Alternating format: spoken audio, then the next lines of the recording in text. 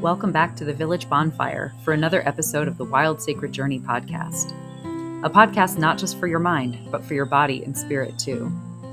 Here we don't just talk theory. Instead, we compassionately engage with our lived experiences and a wide variety of topics together, all to invite the question, in these times we find ourselves in, how do we be more human? Thank you for being here. May these conversations awaken, inspire, repair, and evolve something deep within each of us, and serve the wild, tender aliveness of our personal and collective hearts. Welcome back to another episode of the Wild Sacred Journey podcast. And so, as always, let's begin with just kind of taking a few deep breaths in and out.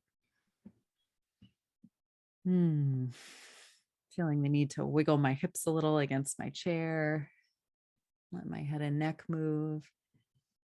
Let my gaze wander my space a little and move behind me. So just take whatever movements you might need that allow you to just kind of in the spirit of like, oh, hello, body.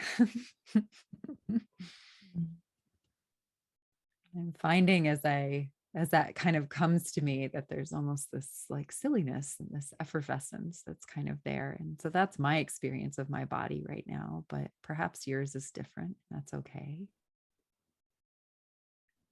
And there's room for all of you here. There's room for each of our experiences in this space, around our fire. And so I'm going ahead and I'm lighting our candle, our shared fire. Feeling the warmth and the light of it.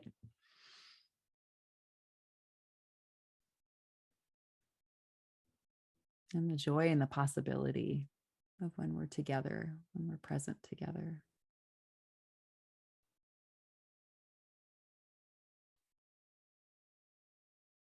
And so we invite into that joy and that possibility ourselves, each other, and then also the land, all of our beyond human kin.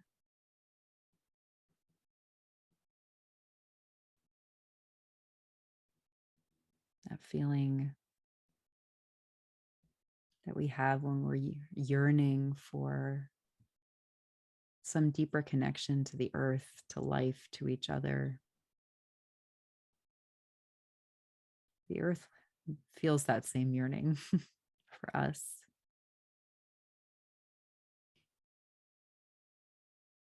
The plants, trees, animals, insects, amphibians, birds, all of the little underground crawlies and burrowers and fungi, minerals and rocks, the sun, the moon, the stars, the wind, the clouds, the air.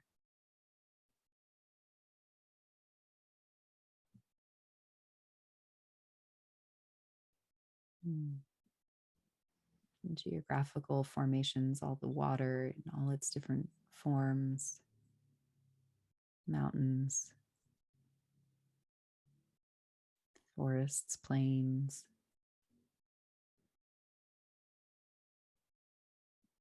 And then also the parts we've built, our buildings and structures.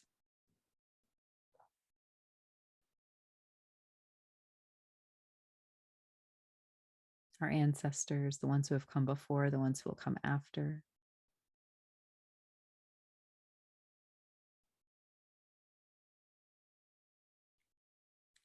The land of our ancestors, if it's different than the lands we're on.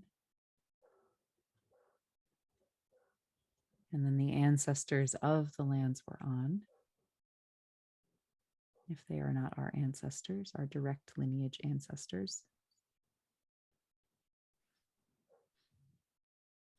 And so we welcome all of that web, all of that woven fabric into this space.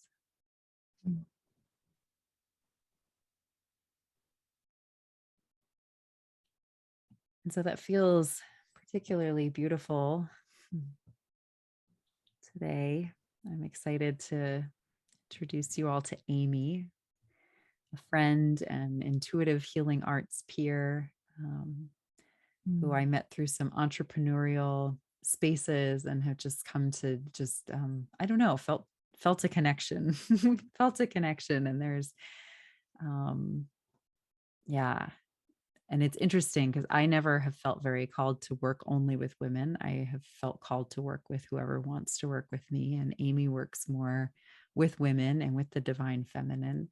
And yet there was something really, there's something that I think, I know I can only speak for me, but I certainly recognized in her like a fellow, a fellow something, deep soul, quantum seer, earth mama, like all of the above. And so, so I'm excited to have Amy here, bringing her connection with the earth, with the cosmos, with the feminine, with, deep, compassionate, loving wisdom, and also with her background as a, in her different lineages, ancestrally, and then also a background of kind of bridging more clinical therapy or mental health work with then more intuitive healing work. So anyway, she's definitely a bridge between worlds and backgrounds and lineages. And so I'm excited to have her here. So her bio: Amy has been working in the healing arts since 1997. She holds a license as a mental health clinician, but has been working as an intuitive soul guide, coaching people into shadow work, inner child healing, ancestral, and interdimensional alchemy. I love that. Alchemy. So welcome, Amy. Thank you so much, Kate. This already, the experience of your podcast and how you begin and open the space and the fire feels so powerful and unique. I was like thinking, girl, this is going places. That's what was coming up for me. I'm like, this is special sauce right here. So thank you so much. Just it's such a privilege to be a part of this alternative way of being with people in this very typical platform, right? Podcasting has become very common, but this is so unique and so special. So thank you so much. Thank you. Yeah. Well, it's just felt like a deep heart calling for a long time to just bring these types of conversations in. And it's funny, I have this conversation a lot with clients where, they work with me for a while and they start to realize like, I want like more true connection. I think when we get used to kind of this deeper, truer, more heart-centered connection, we start to realize how dissatisfying a lot of the things that pass as connection in our society currently are. And they're all like, where do I meet more people like this? And I'm like, well, I know all of you. And how do we like start to like bring it together? And so like, obviously actually gathering would be one way, but in the meantime, like, here's this platform and here's this way we can use this technology. And here are all these like amazing people. I feel so incredibly blessed and honored and privileged to know. And I'm like, yeah, well, this is one way we can start to like, bring people around something that feels deep and hopefully true. And so I appreciate that. Yes, I have a similar heart. I'm working with people and then they don't have other people to connect with in these ways. And so that's what's kind of moved me into offering like meditation as a bit of a portal and a gentle way of moving into more alchemy if people choose, right? Maybe meditation is where they land for who knows how long. But and then the group work, retreats or women's events, that sort of thing, have definitely been a place where I can see people connecting because there's usually a bit of a share from what brings them there and what their intentions are, and then suddenly people are like, oh, we're we're more than what we thought, and we actually can connect on a deep level in many different ways. So yeah, creating that community and that connection is so profound. And when I work with people as well, the language I've termed for describing the felt experience that people have, which is so unique, that kind of connection that you're speaking of, is that it's deeply attuning in ways that we all desire to experience in our humanness. And we all also experience other people's humanness. And so it's not something that many of us get enough of or consistently, or even if we had wonderful upbringings, there's places where we received things that stood in the way of that connection, or didn't receive things. So yeah. Well, in the spirit of kind of that human connection, I always like to start our episodes with sort of inviting the guests to introduce themselves, either something more along the lines of like either any identities or roles or locations or ancestors and lineage that would kind of help orient you in the social fabric of things. And so how do you want to introduce yourself today? Sure. I think the thing that's coming forward for me so strongly right now is in your opening invitation was just that connection to my lineage. So just feeling that and calling them here into this space. So I'm half Bolivian. So that is a very strong identity that I have. And I'm half Okinawan, which is distinct from the predominant Japanese culture. And also I'm internationally adopted, raised by people in white bodies. And so that has been a big part of my experience. I'm a cisgendered woman, heterosexual, a co-parent right now, and a mother of two amazing children. My family is multi-ethnic. My daughter's also adopted. So there's a lot of, when I think about lineages and I think about alchemy, and I think specifically about the fabric of my life, I can see all these threads coming together from different places on different continents here to heal ourselves, but then also serve the greater wellness and evolution for humans and all the other kinds of beings and consciousness that coexist and that we're constantly co-creating with in our experience, whether we are aware of it or not. So I love that. Yeah, I had that really clear image too, that how the alchemy, then that thread of alchemy kind of comes together even in our lineages. And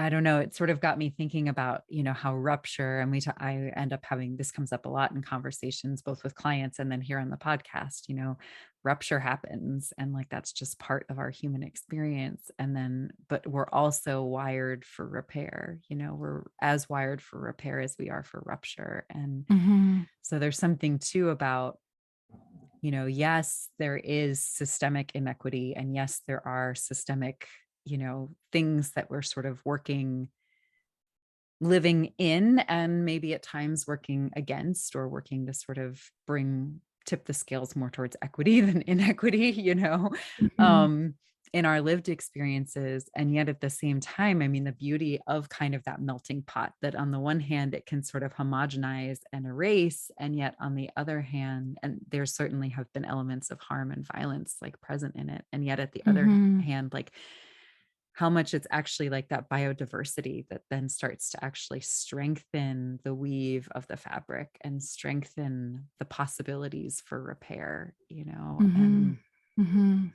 when taken, I had a beautiful conversation with, on plant medicines, and, Jamie was talking about the difference between the path of medicine and the path of poison, and kind of that it's so much of that is like, whether it's the choice and the approach that we take, are we we can approach this as poison, or we can approach this as medicine.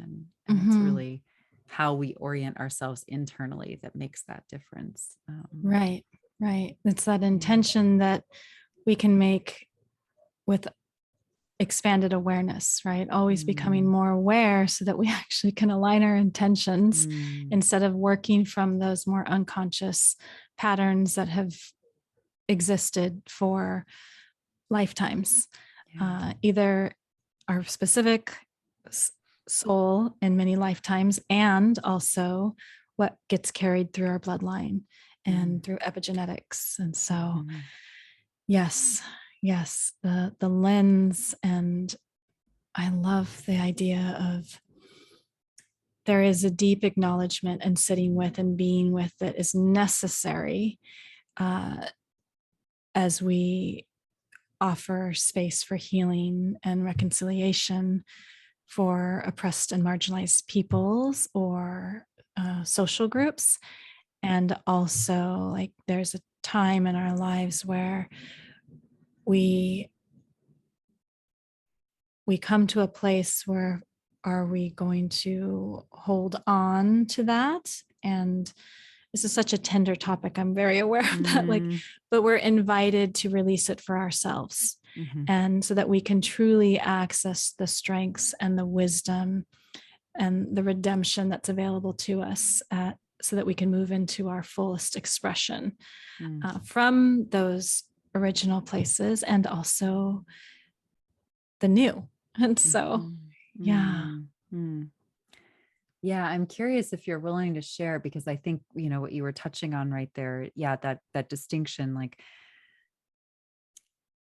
when our different identities, or when the different sort of ways we would describe ourselves to others in the world, the ways we want to be seen in the world, like when those are serving us, and bringing us some sort of medicine that we need, or bringing us deeper into our healing work. And then when that starts to shift, and when maybe they're actually becoming too much of a fixed thing, or they're kind of holding us back, or they have more weight, or, and I'm curious for you, like in your own journey, have you hit one of those moments? And if so, what has that kind of felt like? And how would you sort of describe the difference, at least in your own body, of kind of knowing when one way you thought of yourself was no longer serving you? Right. So this gets a little bit into a conversation of being fully spiritual and fully human, right? Having limitless possibilities. And we are oneness and all connected. And also we are unique in our expression, like points in some kind of expression of that spiritual, I can't, for lack of a better word, oneness. I'm kind of not liking that oneness word, but like not with the other one. So for me personally,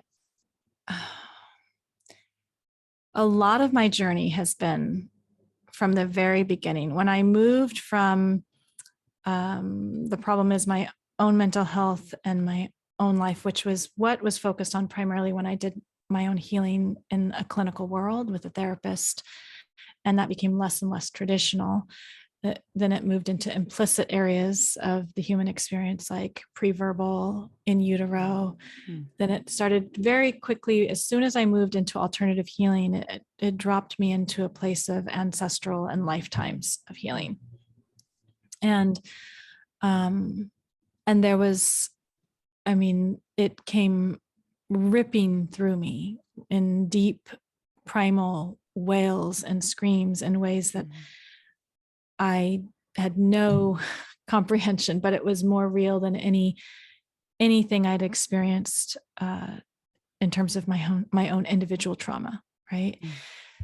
So, which is also another reflection of that. We are individuals, and yet we're connected to this collective experience.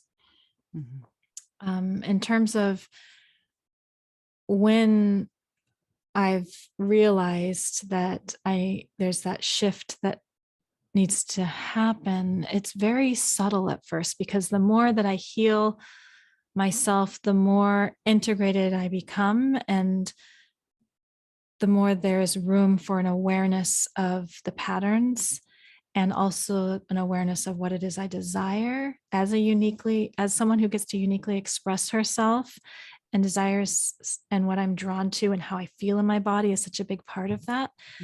Um, and so the way I experience is it comes in subtly and intuitively.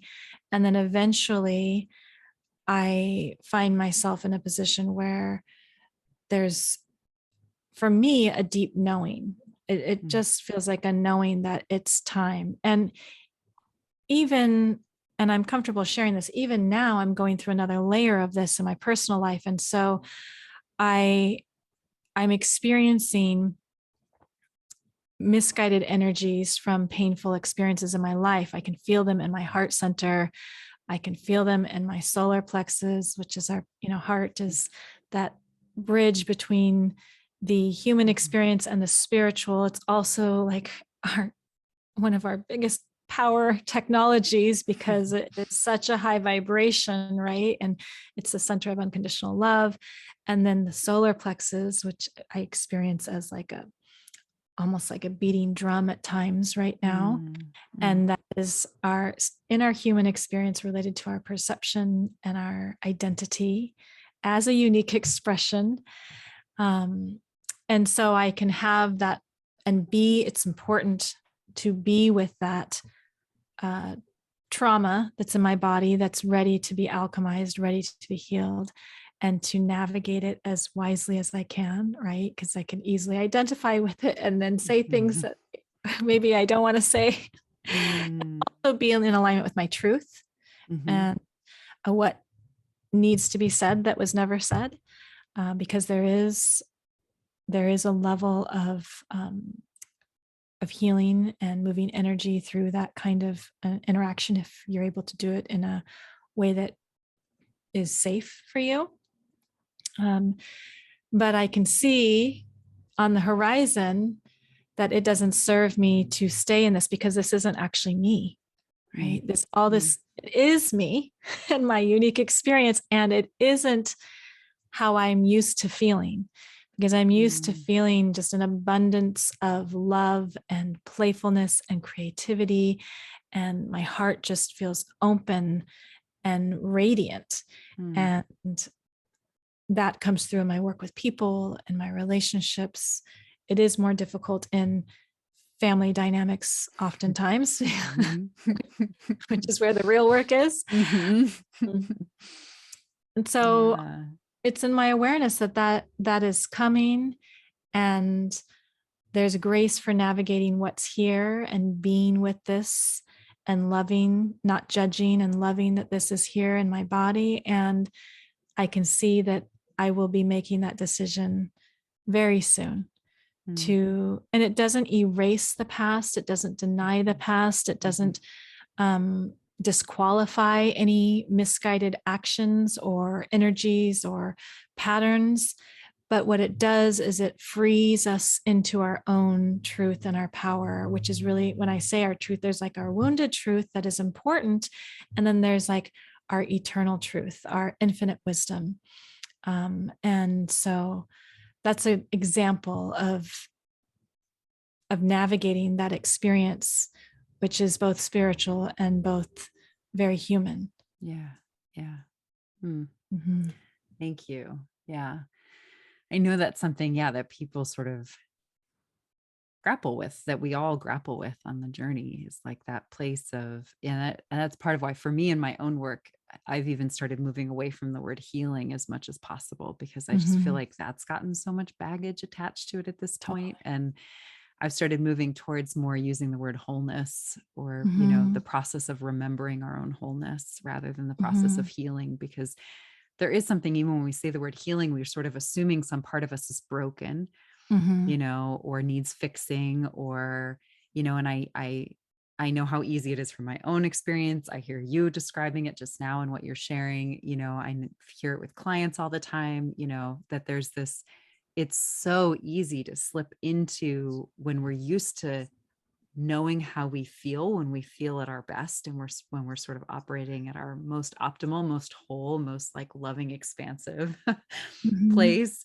And then when something comes up and we're sort of dropped back down and deeper into sort of that mud, right? The mud and the mess and the muck and like whatever all else, the drum beats of the, the medicine spaces, really, Mhm. that how easy it is to think that the good stuff is good and the bad, quote unquote, stuff is quote unquote bad, Right. and to say, oh, but I'm used to feeling so expansive. If I'm not right now, there must be something wrong, or I want to get rid of Mhm. this part of me, or like move through and past and out and to the other side so I can get back to being this like beautiful, expansive, self. Mhm. And it's Mhm. like, of course. And Mhm. Yes. Yes.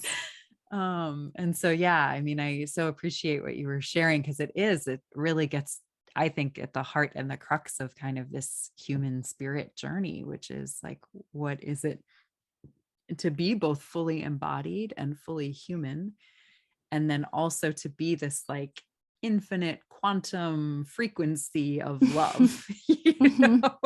and Mhm. that we're like both of those things at once, and to really allow ourselves to be both of those things. We can't actually think that one is better than the other. We Right. have to like Right. somehow embrace both. Mhm. Mhm. And yeah. Mm, And to embrace both, that's where it kind of segues, I think, a little into the feminine, because the feminine mhm, is presence, the mm, feminine is receiving, mm, right? And so it's the ability to hold all of it without judgment. mm, And that's that. And we all judge because we label, we describe, and even that is a form of limitation, mm, right? So when I, like, for example, if I say I'm an Enneagram 4, right, there's a container that I've put myself in if I can. Or the way that I try to continue to grow into this is that mm, any label that I give to something, when I use words to describe something, even words like healing, that's just a starting place. So I can have some level of awareness of what it is that what kind of pattern I'm in. And mm, so then I can be with that part of myself and then eventually move into a place where there's more freedom to choose, mm, right? Like to choose what feels good or what I want. Maybe it doesn't feel good, mm, right? There's the word good again, but maybe I mhm, want to move in that direction, even though it feels a little daunting or anxiety provoking. mhm, Um, and something that I tell my clients often is that, and I tell myself and I tell my children this, even though I have a hard time letting them sit in pain because I want to like make it all better, is that pain isn't bad. One time I was on a really deep healing journey with plants, and I remember asking to be shown something different. And I went through this process. It felt like hours when it had only been 30 minutes, but it was one of the word that was coming through to describe it in my awareness was entropy. And I would go through levels of misguided collective experience and see it all. And there was an entropy with that, and a non existence and a death. And then I would come back up to creation, which happens in the unseen, right? mm, First, the feminine, mm, in the unformed, mm, in the less labeled descriptive places. And then I would move into a place of, I remember just what I describe as the sacred feminine. And every time I arrived there, because I'm so familiar with it, I'd be like, oh, there I am. There I am. And there I am identifying too, right? Because I mhm. am all of it. We are all of it. And so, Yeah.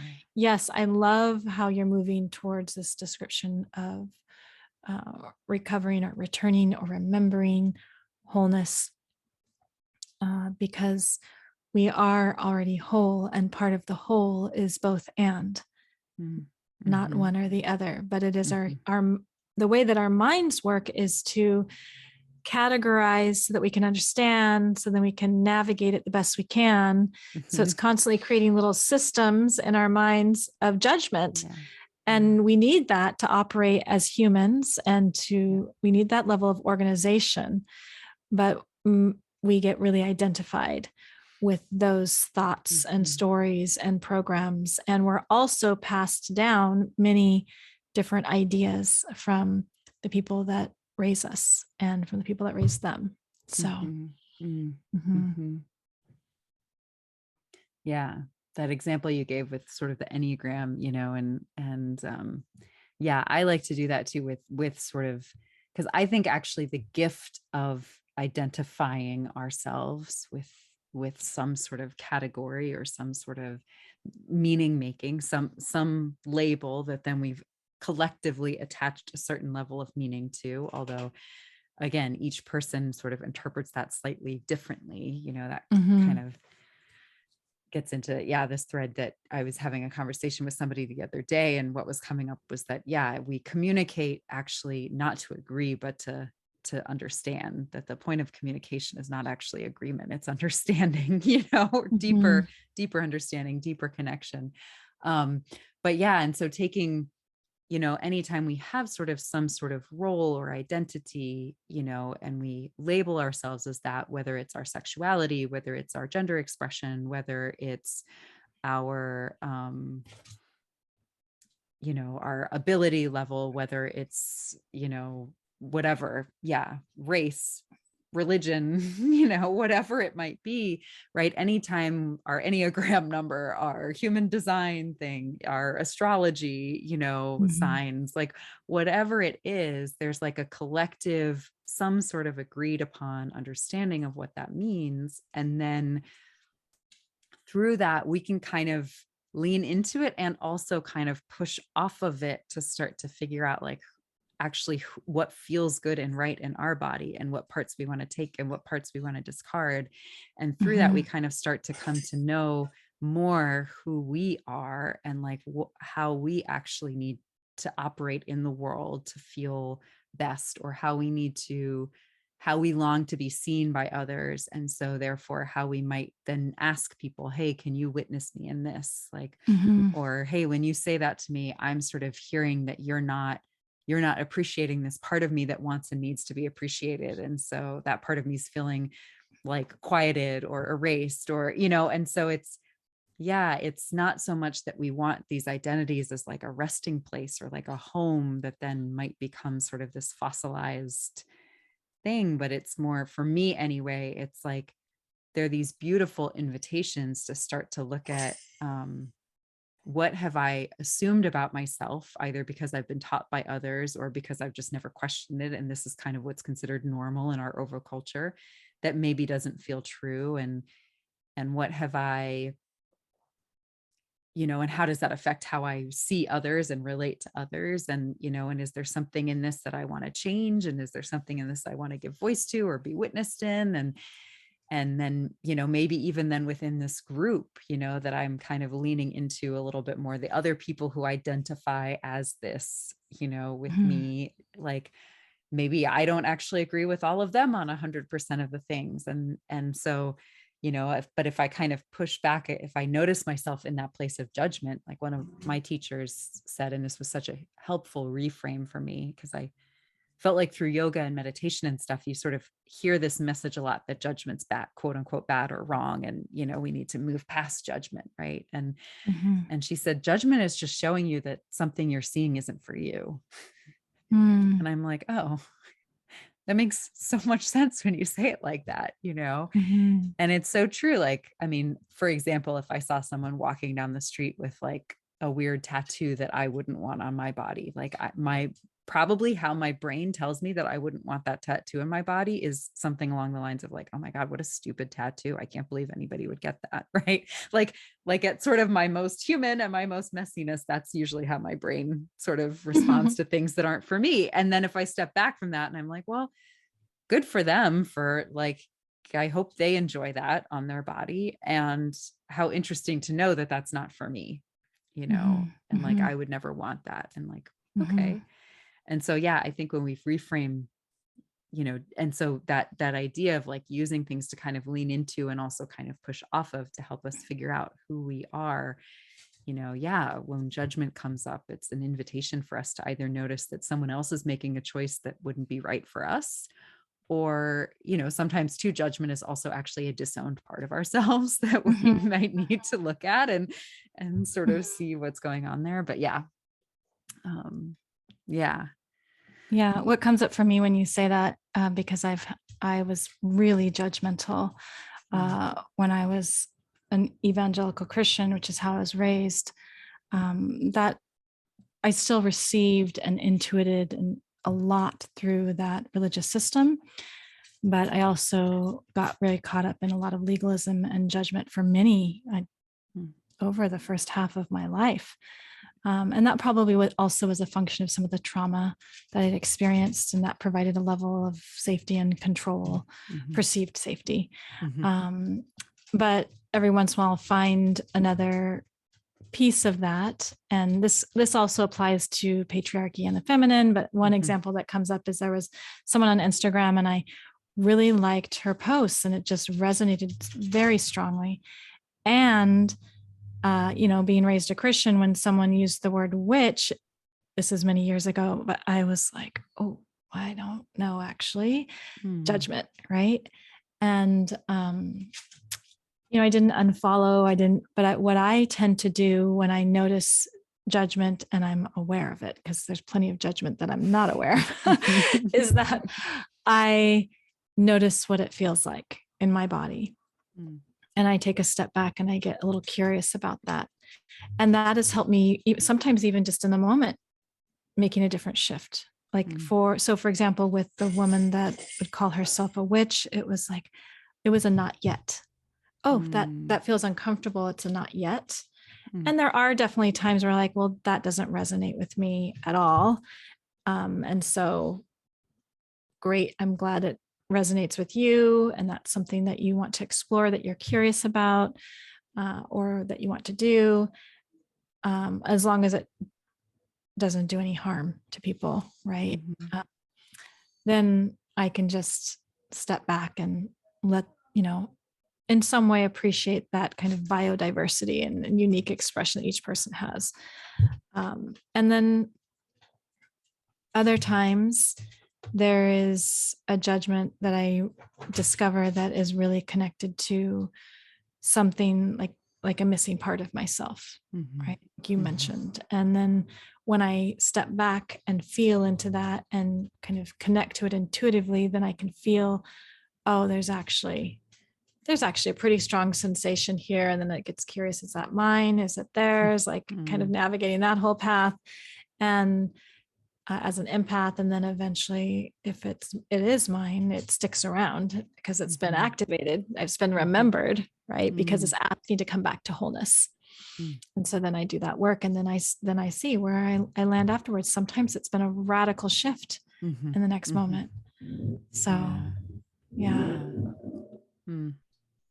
Yeah, I love that piece there. The the bringing it back to wholeness and what can shift after that. Yeah. I let's see, there was a thread here. Yeah, some piece about kind of the witch and then the feminine. And so I feel like there's sort of an invitation here in our conversation to kind of loop back around to the feminine, and even this conversation around, language as being imperfect, and sort of this generally agreed upon, like a way of sort of having some sort of general agreement of the concept, but even within that being a lot of variety. And certainly the divine feminine is a phrase that's getting tossed around a lot. I feel like in the last 5 years, 2 years, 5 years, there's been just this huge explosion of divine feminine healing circles, and divine feminine this and divine feminine that, and bring the feminine in. And there's, again, I think this is part of that both and space of yes, that's an incredibly important and necessary work. And we are all coming at that with these slightly different definitions of what that actually means and what that looks like and what becomes possible when we do that. And some of those may be more aligned with sort of that higher divine feminine, and some of those may be more misguided or misdirected, as you kind of say, Right. instead of using the word toxic, which does feel sort of very judgmental. Speaking of judgments. So yeah, I'd love to sort of open it up more. What do you mean when you talk about the divine feminine? You've sort of started touching on that a little bit, but maybe we unpack that a little more. And what do you think's possible with that? Or yeah, I think when I think of the divine feminine, I think of the potential for limitless possibilities. It is creation. It is holding, being with, receptivity. It's intuition. It is sensuality, because that is so connected to creation.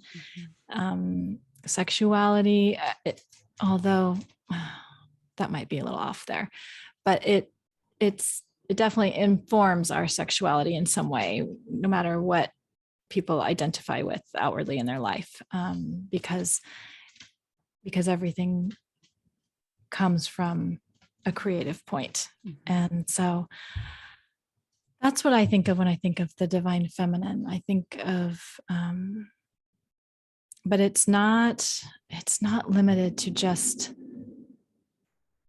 the goddess. It is the well-worn grooves in a woman's face and her white hair. It is the innocence in what I call holy innocence in a child. The wonder, the curiosity, it's very open and fluid. And when I think about the divine feminine, it operates from a place of love and connection and wholeness. And it is so powerful. And it's not separate from what people call the masculine, because the masculine is the action, it is the form or the manifestation, it is the cup, it is the hair, it is the container for the feminine. So when I think of the divine masculine, I think of like the feminine embodied. And one of my own mentors, Mimi Young at Shop Ceremony, she is got some really beautiful language around that yin and yang relationship. And the reason why I still use those words is because it helps people have a starting point, right? Because it's really confusing even to understand what the divine feminine is, like when you hear that language. So if we start talking about, well, there's really no divine feminine, there's no divine masculine, then it's like a next level. And it's pretty confusing. So we use these ways of describing it imperfectly. And my experience is definitely my first intention was to understand what the divine feminine was when I entered alternative healing. And part of that was connected to a history of infertility and needing to connect my body and my pelvic bowl, and it just expanded from there. And so for mine, I haven't, taken a lot of goddess courses or studied or read a lot, because it coincided with fertility and children and mothering and leaving the clinical world, just a lot of things that, and the other thing, divine feminine is it can seem really chaotic because it's not formed, right? So I remember one time my partner asked me, like, do you ever look at time? Like, what? And I was like, and I felt this thing rise up in my chest, and I just started crying. I'm like, that wound, misguided feminine, the one that's been oppressed, was like, I don't like time. I don't like structure. So there was some resistance from that place of hurt inside of me. And I've done quite a bit of healing and still, or returning to wholeness, and still doing that. The other thing is that, I experienced divine feminine as so in spiritual in one sense, but it's really meant to be embodied. It's meant to be the thing that inspires form. Mm. Because I mean, just look at nature, it really does, right? Those energies, they become plants and creepy crawlers and animals and minerals and all of that. So that's what I mean when I'm describing the divine feminine. Mm-hmm. Mm-hmm. Yeah. And I appreciate that you also sort of gave some of your sense of the divine masculine in there too, because that was then my other question. Yeah. And, I think it's so easy for us to bring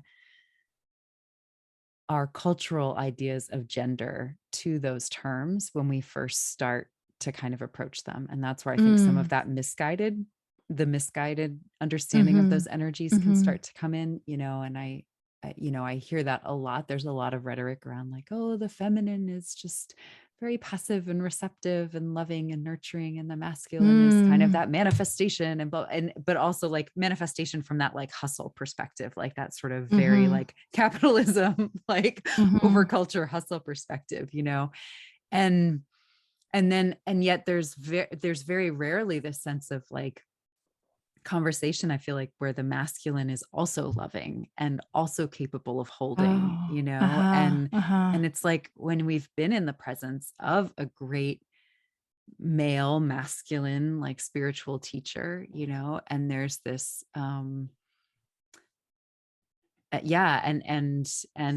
I mean, you can feel so held and so cared for, Right. and to be clear too, I want to frame up this conversation. We all have masculine energy in us, yes. and we all have feminine energy, regardless of what gender expression we have in this world and in our bodies, and regardless of whether our body's gender expression aligns with how we feel on the inside, right? Like all of that, right? Absolutely. We we all have it. And so that's where, I think it can start to get messy when we start to sort of have these cultured ideas of what gender is and sort of these cultured ideas of what femininity is. And so for me, I always feel a little bit of like a twinge when I'm sort of around this, a space that's a feminine, divine feminine space that's sort of like, oh, it's all about being nice and like flowy and blah, blah, blah. And I'm like, man, haven't you looked at some of the, like the wrathful goddesses and some of the other traditions like Kali Ma or, Durga and like from sort of the more yogic traditions and Hinduism and, and there certainly are in other traditions as well around the world. There are forms where the feminine is like, I have multiple arms and each of them carries a sword and I am here to like lay waste everything as you know it. And like, yeah. And she's got blood dripping and fire dripping and fangs and tongue out and like they are fierce and they're scary. And yet like love is that way sometimes. Right. And like, I mean, I have had that coming up recently where I've had a shift internally, another layer of realizing how I've been trying to protect myself from parts of me that maybe I don't want to protect other people from parts of me. And so as I've been kind of moving through this next layer of that within me, like part of that for me has been having some hard conversations and letting that fierce love come out a little bit more and like and it feels really good. Like love a good fire that like just burns through things and purifies. Absolutely. And that's not like a take no prisoners space, but it's again, when we sort of then assume, oh, the divine masculine is the warrior and the divine feminine is the softness, it's like sometimes, but sometimes not. And there's that like that yin and yang with sort of the dot of each color in the opposite one, and like we need, there needs to be. So for me, it's kind of come that I feel like, to me, it's more rates of change. That's almost energetically when I sort of really drop into divine feminine and divine masculine energy as separate from roles of gender and sort of socialized ideas of gender. Yeah, for me, that feminine, she feels like potential energy, which can be kind of chaotic and like just very like whoosh, like a lot, Yes. right? Yes. And then there's kind of the divine masculine that feels like the rate, like geological rates of change, like sort of that like tectonic plates, like friction basically. And kind of so that there's a little bit of containment around this like pure potential energy, right? And which we need. Right. We need the potential energy. And we also need something going like, ooh, I like that idea, but maybe slowly. Right.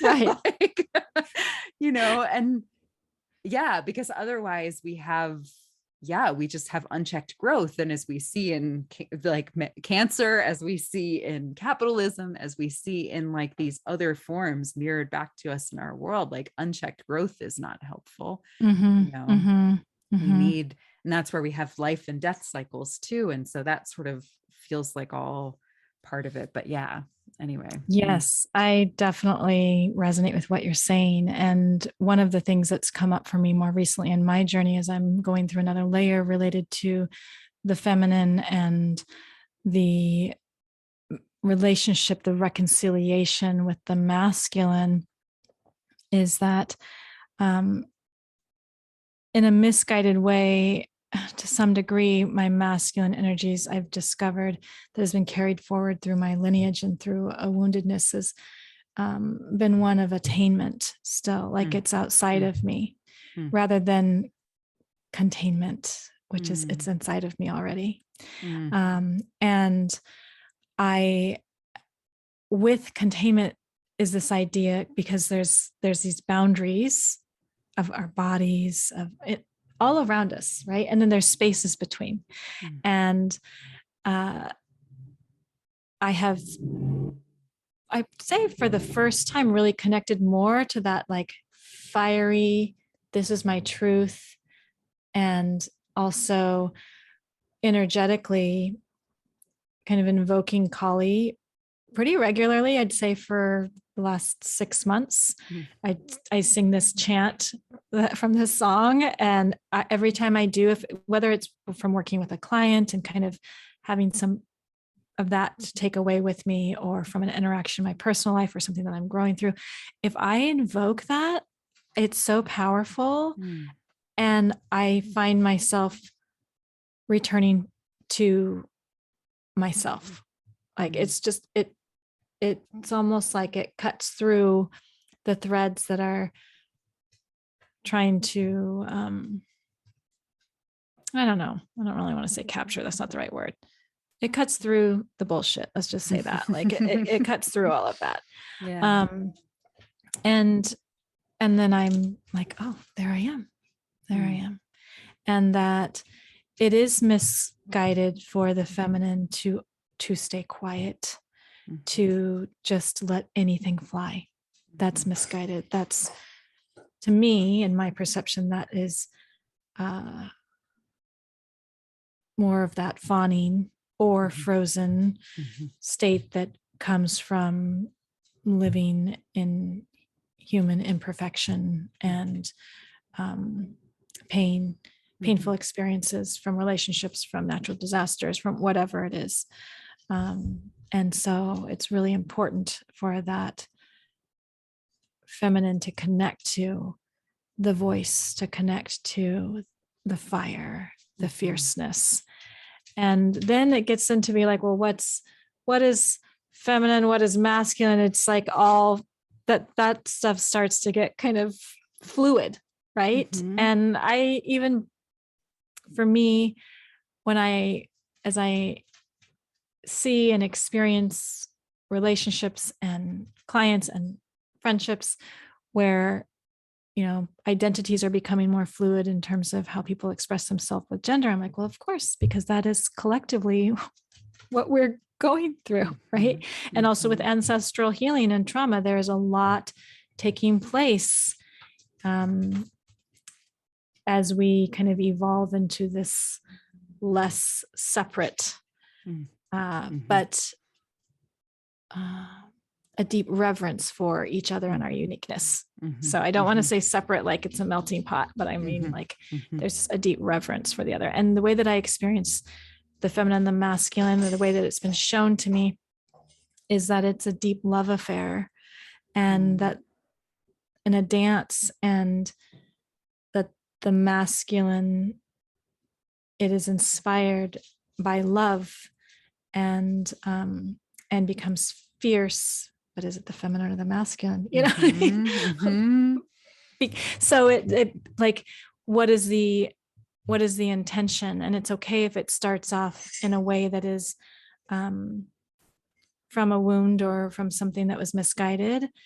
It's all about the openness to exploring like how that unfolds for you. But like ultimately, like so if I say something really fierce, am I doing it to hurt somebody? Am I trying to speak my truth? Because I can tell if I am, right? Or is this like fundamentally my heart is to return to love and wholeness and compassion. Yeah. And if that is the thing, then I can say things that might be really honest or truthful, and sometimes say things that are misguided because I let that blast out of me for a moment. And that's okay. Yeah. We do that. Yeah. It's that difference between the clean pain and the dirty pain, and that like, are my words medicine or are my words poison right now? And I can't control whether they're medicine for somebody else. That's not my business, but I can, are they medicine for me? And if they're medicine for me, then even if they're a bitter pill to swallow for somebody else, like that's okay. I feel in integrity. But if they're, from that misguided place, then it's kind of, then they're a weapon really more than anything else. And wielding them against somebody else actually hurts me too, because it's out of integrity, out of wholeness. Yeah. I was listening to something the other day. Sophie Strand does a lot about ecology, and this really is a writer and speaker, and sort of bridges ecology with a lot of these other conversations. Sorry, I apologize for That's that. right. Hold on a second. No worries. Got a canine friend here.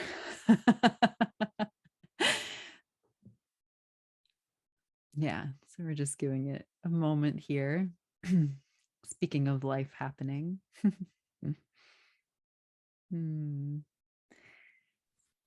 So I was listening to one of their conversations on like mycorrhizal fungi and fungi in general, and they were talking about how so much of fungus is actually like invisible more or less to the naked eye, and happens mostly underground, actually, like in the root systems, and really is almost the connective tissue of the earth and of the ecosystem.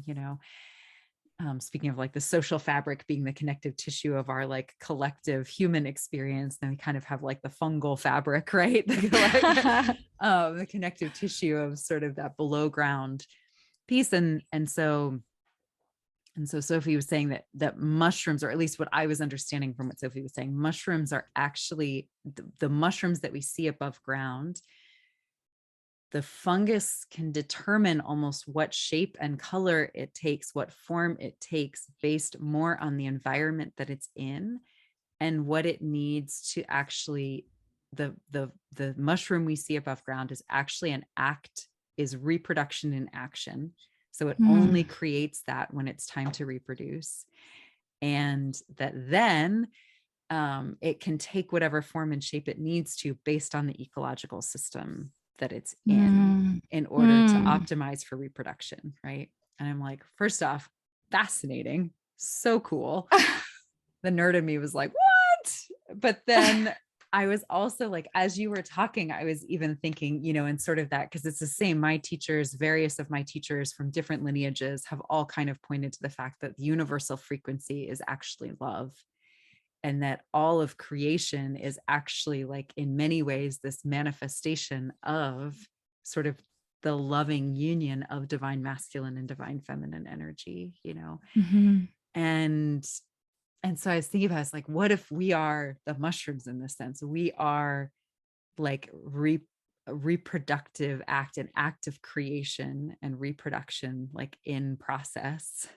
And we're taking the form and the shape of like appropriate to our environment, right? There's the part of us that's like true to us, and then there's the part of us that is formed and shaped by our environments and like grows in response to our environments and our ecology, the ecological system we find ourselves in. And that, you know, and so yeah, in the meantime, we still have this like the background of just sort of, yeah, these like what would be the fungus, or in our case, just kind of this background of this web of loving energy, of this union of divine masculine and feminine that's constantly dancing in and out with each other and fluidly changing and shifting and informing each other. And then in the meantime, we're just like that momentary, like on a geological timescale, like blink of an eye expression of that union, you know. And I don't know, it's like, what if we're mushrooms? Oh, I love that example. Yeah, right. It's a really good picture of what we've been describing today together. Yeah. Well, I'm aware of our time, and this feels like a beautiful place to kind of just contain and land the plane a little for today. Obviously, I feel like, as with everybody I speak to, I feel like we could just talk for hours and hours and hours, and it would be a lovely, amazing conversation. Yes.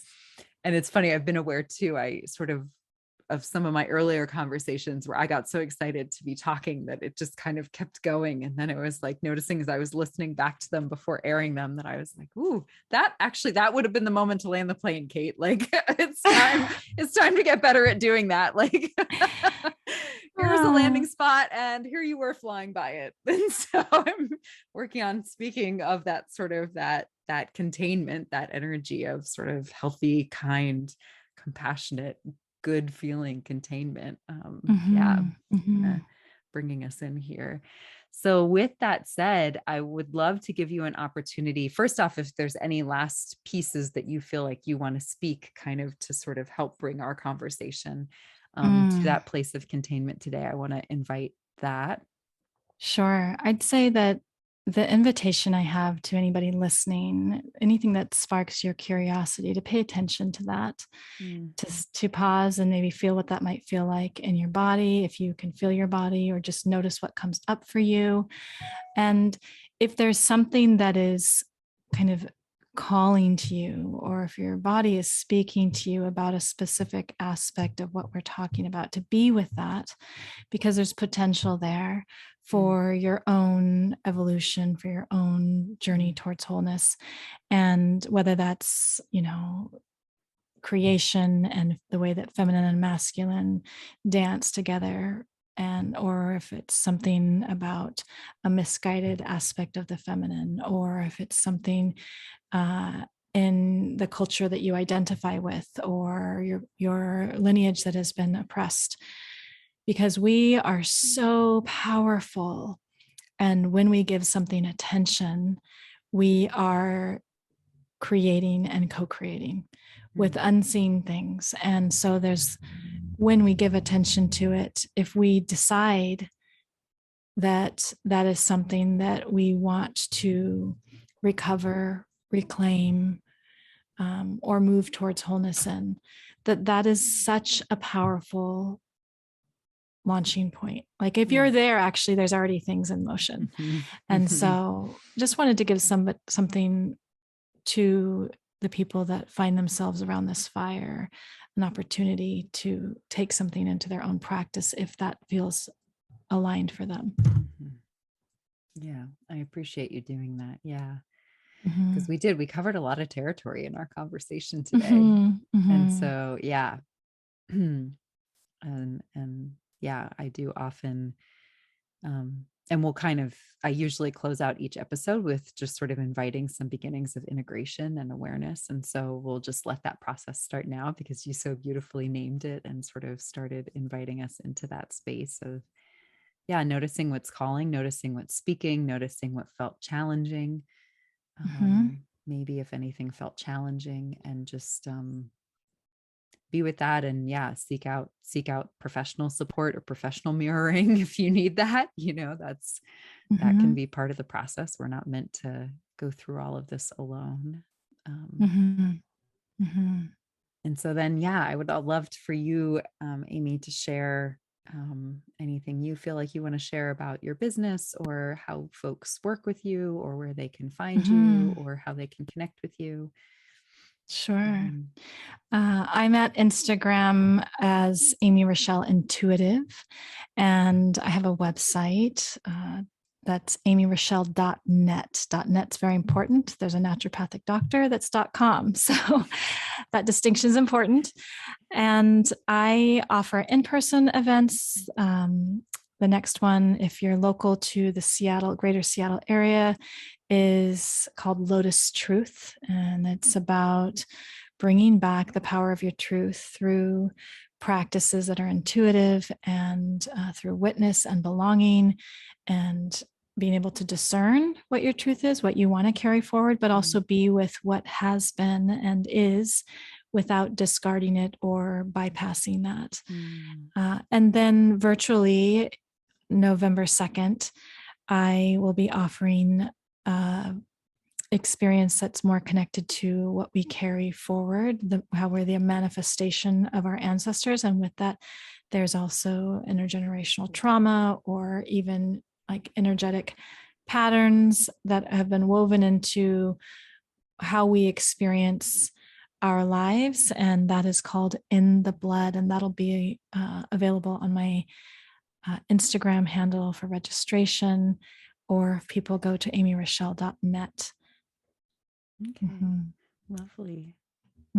Thank you so much. Yeah, I'm aware that this might be airing after that. I might be able to shuffle things around so we can air it before that. Right. But in case it does air after that, people can still get sort of up to date on what you're offering. And maybe if that goes well, you'll offer it again. So, if you're listening and you find yourself listening after that date and it really speaks to you, then yeah, connect with Amy on Instagram or through email or through her website, and just kind of see if she's offering it again. And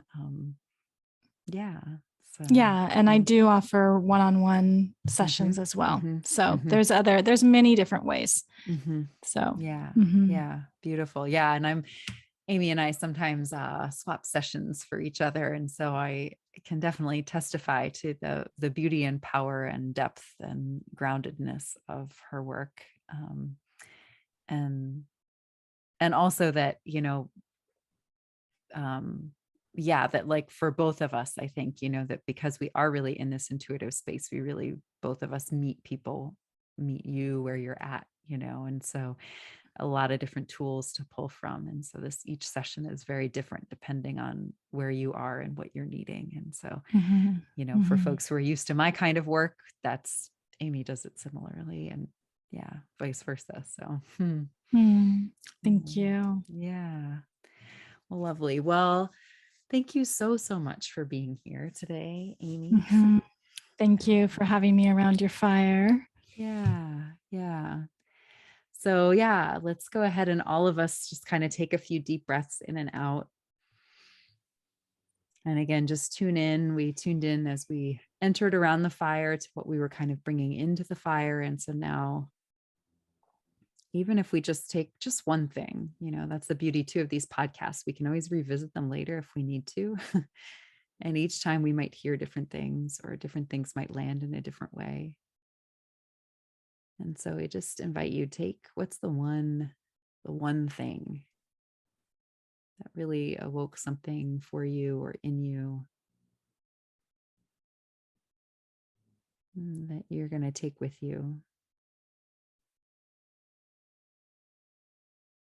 And just acknowledge this beautiful space, the wisdom that you carry, the wisdom that we each carry.